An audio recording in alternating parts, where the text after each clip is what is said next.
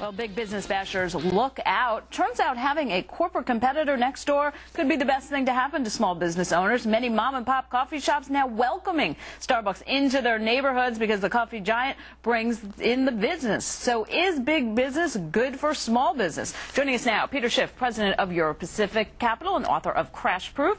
Jonathan, we are going to start with you. You say small businesses should be rolling out the welcome mat for their big competitors. Yeah, I mean, Terry, everyone loves Starbucks. Listen, when I die, bury me with my venti half cap, all right? Starbucks brings in trade, it brings in industry, it brings in support services. People get a Starbucks, they want to go to the theater, they want to go to the bookstore. So, yes, trade is good, consumerism is good, and even those rock-throwing stoner anti-globalization kids, they get their coffee from Starbucks, too. Peter? Well, you know, certainly nobody really loves competition. You know, it makes you work harder. You have to innovate. You know, it keeps you on your toes. But in the long run, I think everybody benefits. And it's no secret, you know, a lot of companies always try to feed off of the marketing efforts of their competitors. I mean, go buy a car and, you know, there's always 3 or 4 dealerships right next door. You know, whenever you see a fast food restaurant, there's another one across the street. There's always a bunch of jewelry stores next to each other. I mean, so this has been happening in American business for years. But you don't, Jamu, see that with coffee shops. You see Starbucks on every block, but the small coffee chains are pretty much gone out of business. No, I still see them. They're around. But, you know, Starbucks is going to have a tough time in the next couple of years. You know, we're going to be in a severe recession.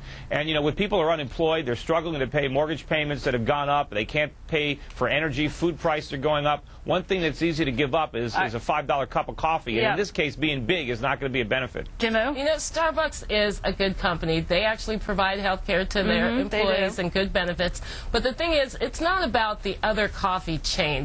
The actual mom-and-pop coffee houses that, you know, where they only had that one store and had been there for decades, those stores have gone out of business. Starbucks has probably been good for Coffee Bean and Tea Leaf and Caribou Coffee, but those aren't really small businesses anymore when, you know, they have locations that are doing $1 million a year. That's not the small business we're talking about. I'm talking about the mom-and-pop coffee house that isn't there anymore. Probably Starbucks is great for the nail salon and the pharmacy and the strip mall, but it's not good for its actual competitor.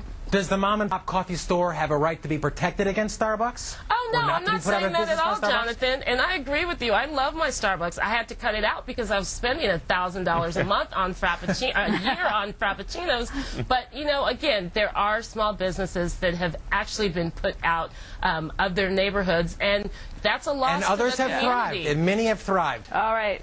We're all cutting back on our Starbucks, and it's showing up in the stock, I think.